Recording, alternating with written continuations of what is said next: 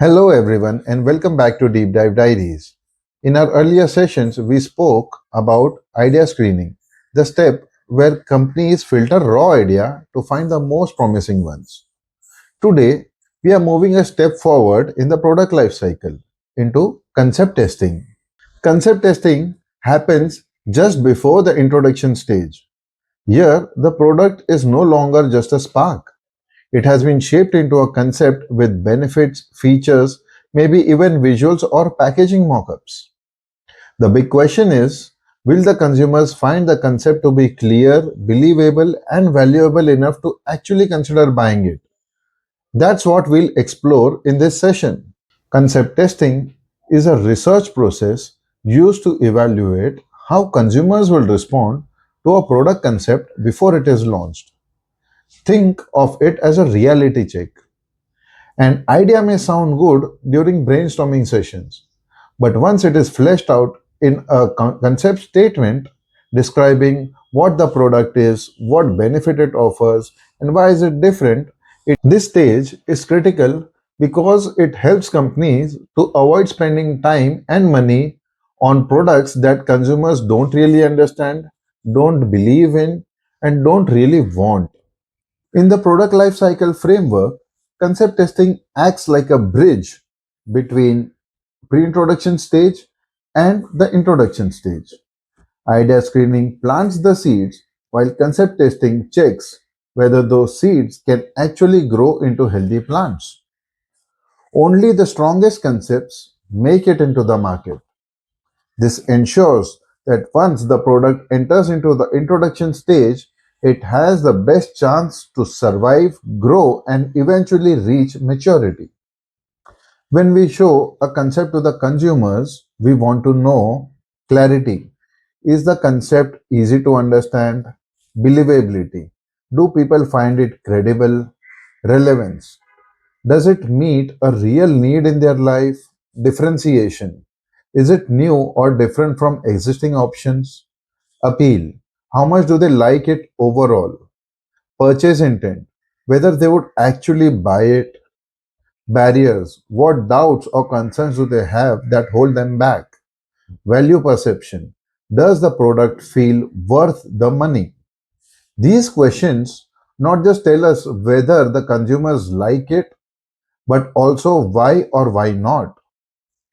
There are different ways to test a concept depending on the objective. Some common methods include monadic testing, where each respondent is shown a concept at a time to get focused feedback. Sequential monadic, where respondents are shown multiple concepts one after the another in a random order. Comparative testing, where respondents are asked to directly compare the concepts side by side. Proto-monadic, where multiple concepts are shown to the respondents and we go deep into the best one that they feel. Talking about the data collection methods, online surveys can be considered for them being quick, scalable, and good for quantitative validation. Focus groups or in depth interviews can be considered when you want to explore deeper feelings and understand the barriers in a better way. Conjoint or discrete choice modeling can be considered for test pricing and feature trade offs. And max diff analysis can be used for force ranking of features and benefits. The choice depends whether you want the breadth of the feedback or want to go into the depth of the understanding.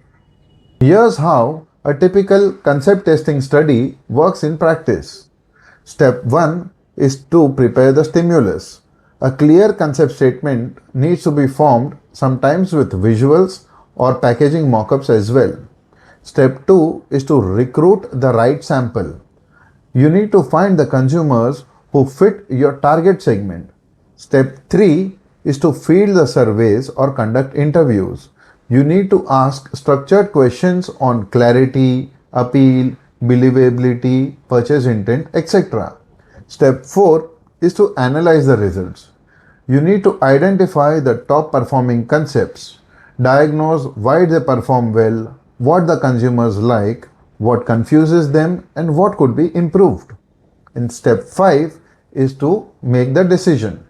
You need to drop the weak concepts and refine or move forward with the strongest one into the product development. This ensures that the decisions are data driven and not gut driven. Concept testing saves companies from costly mistakes. It avoids launching of products that look great internally but fail with consumers. It provides evidence based confidence for moving forward. And it feeds into marketing. The language that benefits and resonate most with the consumers can be used in the communication later.